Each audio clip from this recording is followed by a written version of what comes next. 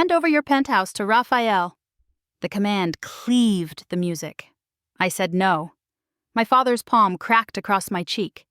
200 guests froze, crystal flutes still as bells. I tasted copper, straightened, and somehow smiled. In that instant, they didn't realize they'd lost me for good. I'm Maya Quinn, 31, a software architect who worked 3 jobs through college with no safety net. 5 years ago, I bought a downtown penthouse, the first thing I owned that felt indisputably mine. Suddenly, it was perfect for newlyweds, meaning my brother Raphael and his diamond-bright bride Lena. He'd always floated on soft loans and softer expectations. My wins arrived with receipts. Earlier, my mother, Camille, cornered me behind a floral wall that smelled like sugar and funeral homes. "Don't be selfish," she murmured, nails dimpling my wrist. My father, Victor, delivered a verdict. Raphael would start his family in my place. I worked too much anyway. I laughed, and something in his face curdled. During the toast, he praised sacrifice, then pointed at me as the counterexample. Chairs scraped. I stood to leave. His hand found my face. The quartet fell silent. Somewhere, glass shattered. I walked out. Back home, city lights pooled across the floor like a tide I could finally trust. An ice pack hissed against my skin. My phone pulsed with shocked texts and performative apologies from everyone except the people who mattered. I watched the skyline and made a promise. They would meet the woman I became without them, and she would not bend. At 6 a.m., I slid into the office with a plan. If family could be transactional, so could I. I forwarded the wedding video to HR to document the bruise, then opened a blank doc titled Boundaries. Item 1. Change the door code.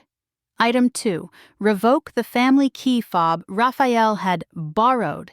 Item 3. Hire an attorney. By noon, I was in a glass room, sketching a system while my team watched. It felt good to speak about fault tolerance instead of family tolerance. After, my manager, Noor, lingered. "You don't have to say anything," she said. "But whatever that was online, if you need time, take it." I shook my head. I need momentum. On my way home, I stopped at a locksmith. Back at the penthouse, I boxed the heirlooms my mother loved to weaponize and labeled them for storage. My phone rang. Lena. I let it go to voicemail. Her message was honey over glass. "Rafa only wants what's best for all of us. Think legacy." I called a lawyer named Salma, recommended by Noor. "They have no legal claim," she said after listening, "but they have habits. We'll put teeth behind your no. I'll draft a letter tonight." At midnight, someone tried the old code. The lock blinked red. I stood in the hallway with my palm flat to the door, not afraid, just awake. "Legacy," I whispered, and felt the word split, neat as a seed. Salma's letter went out at dawn, a cease and desist, and noticed that any attempt to enter my home would trigger charges. By afternoon, my parents called from a blocked number. I let it ring. Boundaries only work if they hold. That evening, I hosted people who had earned keys. Noor brought takeout, my neighbor June a plant. We watched the sun slide between towers, and living room held laughter that didn't cost me anything.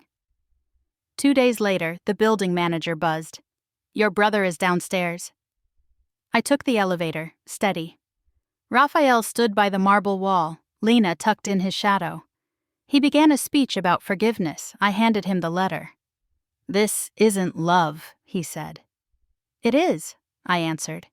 "It's just the kind that includes me." He looked at the doorman, cameras, pages in his hand.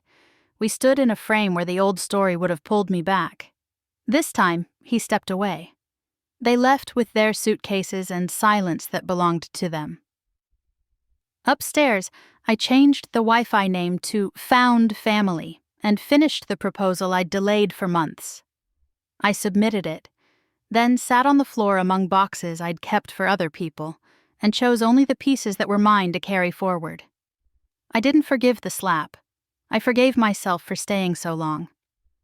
If this story stirred something in you, stand with those choosing self-worth over silence. Share it, leave your heart in a comment, and follow for more healing narratives. Your voice could be the lifeline someone needs today. Choose yourself, choose boundaries, and help another woman find hers.